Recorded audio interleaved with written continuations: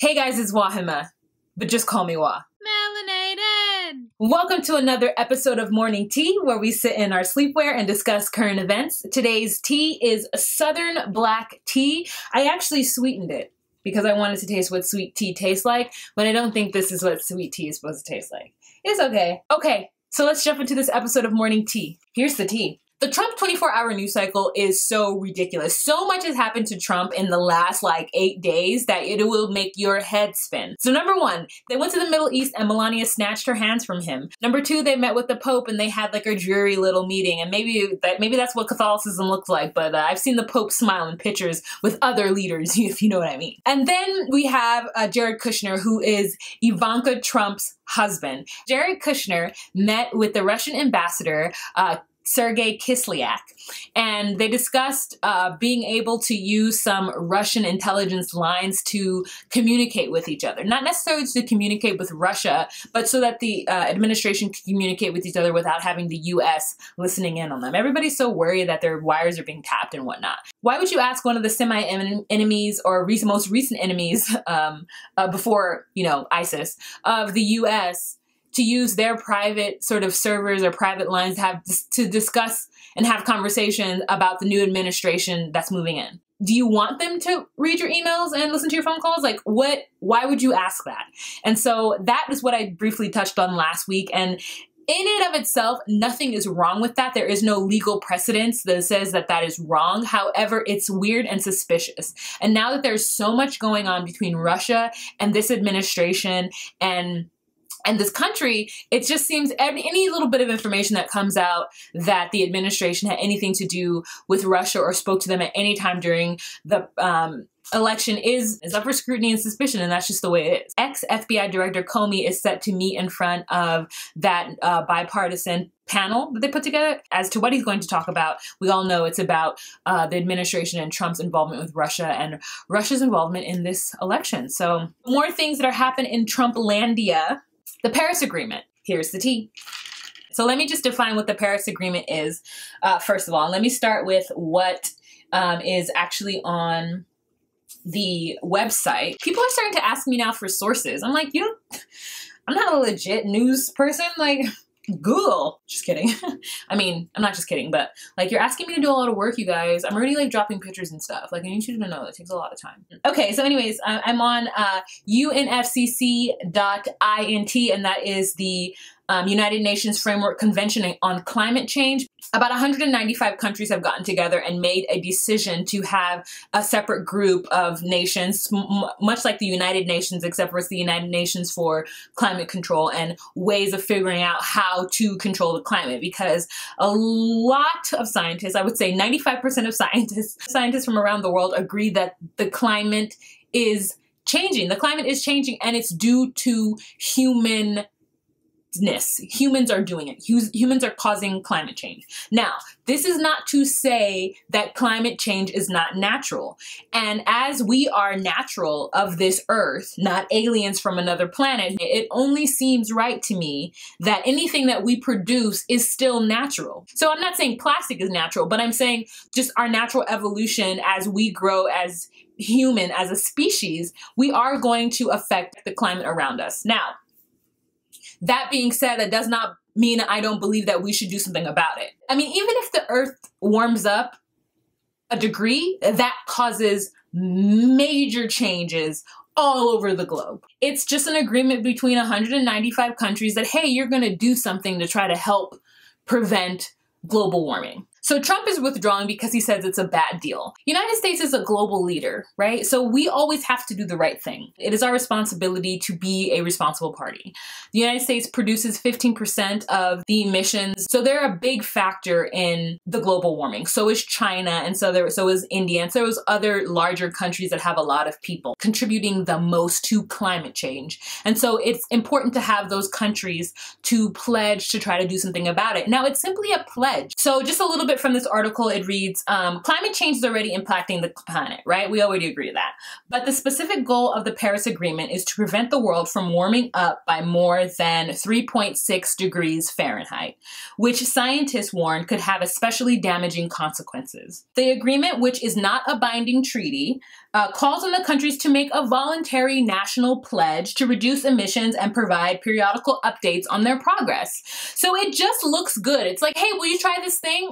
Okay, we'll try this thing. And Trump is withdrawing because he said it's a bad deal. And we all know that he said that climate control was a hoax made up by China while he was on the campaign trail. So also the tea is that China and the European Union is like, oh no, we're for the agreement. So like, if you have China and the European Union, we are joining this group and we agree and we're going to do our best to lower our emissions. And it just looks bad that the United States is like, no, if it's not binding, what deal are you talking about? How is it a bad deal for the US? That's specifically what I want to know.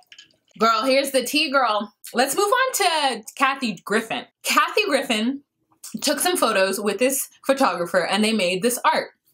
Now, people were very upset. I am so torn. People are equating this to Obama's effigy being burned, being hung, having all these negative things happen to him, and how people on the left and the right were both outraged by this. The difference is that Kathy Griffin is not being racist with her photo.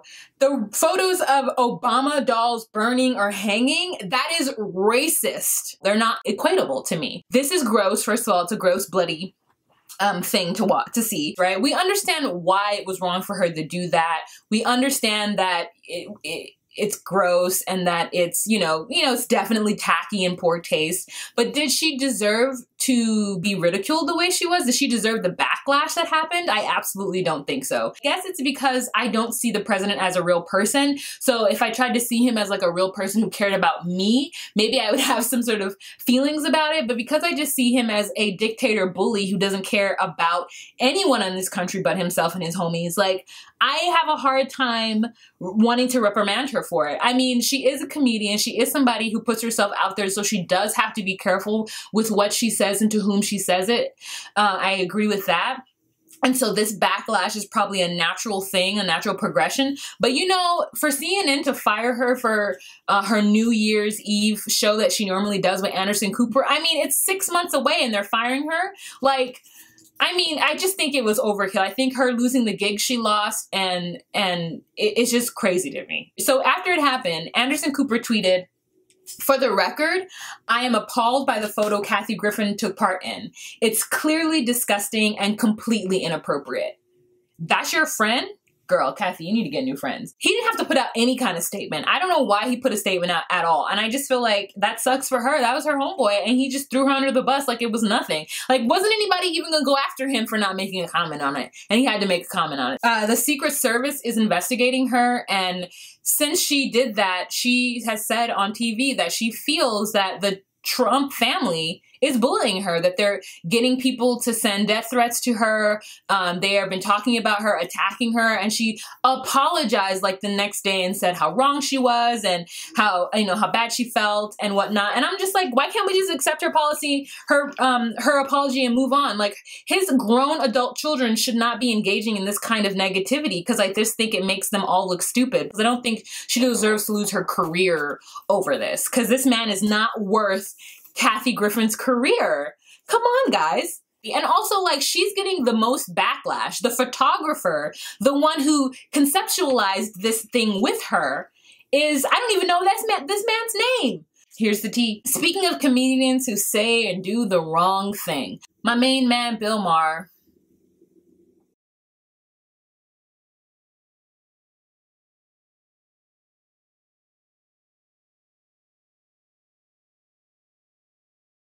I just have so many mixed feelings. I know you guys are all going to be mad at me. I know you guys are going to be like, no, it should be this, no, it should be that, and he shouldn't have said it, and da-da-da-da. And yes, you're right. I didn't watch it. I haven't seen it yet.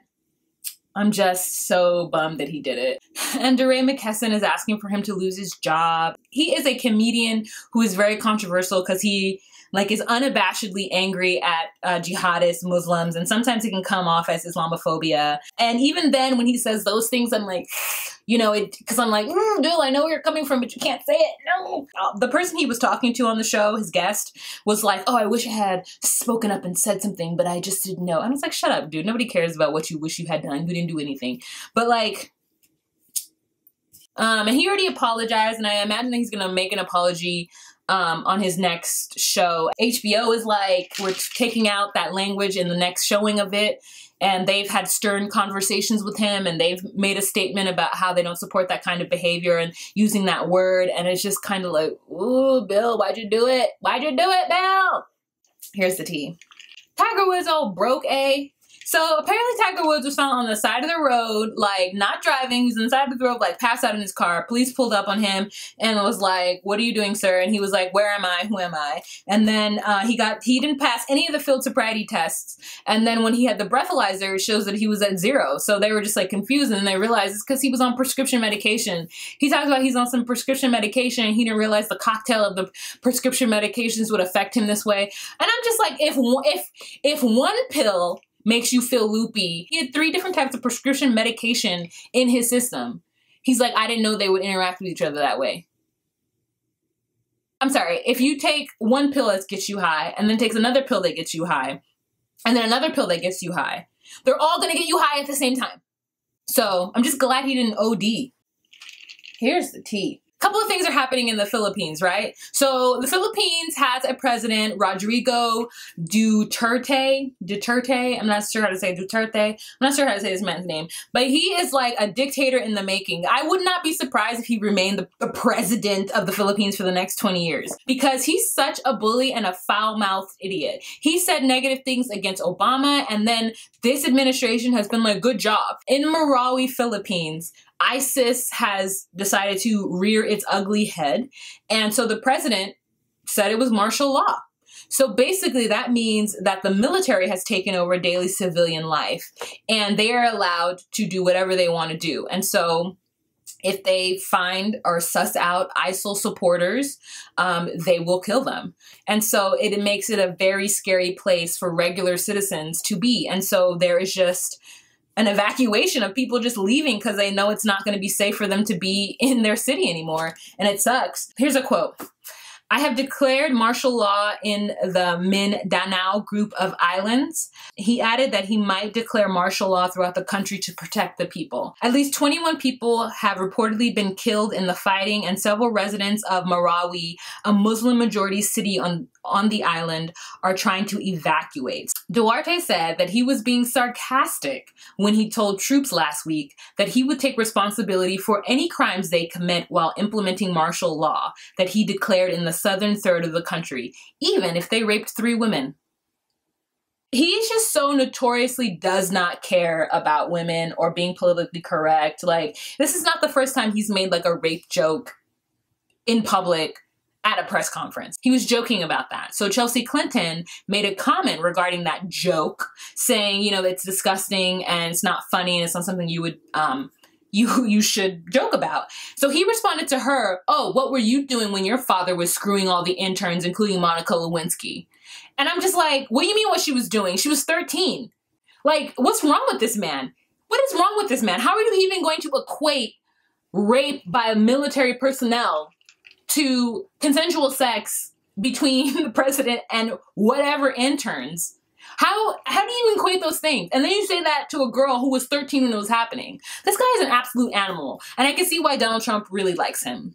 Here's the tea. Also in the Philippines, there was a guy who came in. I'm not sure if he is ISIL related or not, but there was a dude who went to a casino resort in Manila, the capital of the Philippines, and he went in with a rifle. He set several tables on fire, right? Like roulette tables and blackjack tables, and it caused so much smoke that people couldn't really see, and then he was shooting. I think it's like 35 victims have died, and there's more people that are hurt. They finally were able to take this man out, but like, dang, like, oh, it's so crazy. I hope it wasn't a terrorist attack. Like, I just hope it, because then he's going to send Philippines into full-blown martial law. And then, like, I mean, so many people, innocent people are going to die because of this crazy man trying to root out ISIS. Okay, it's hot under these lights. I have been filming for, I'm going to say, an hour. It's time to go, you guys. All right, guys, so thank you so much for watching this episode of Morning Tea. If you have any questions, comments, or concerns, please leave them down below. I hope you guys have a great week. Please let me know via Twitter or Instagram if there are any topics you want me to talk about. If something happens and you want me to discuss it, please go ahead and let me know. I'm going to try to give you my opinions on things. Don't be mad at me. All right, guys, thank you so much for watching. Have a fantastic day. Bye.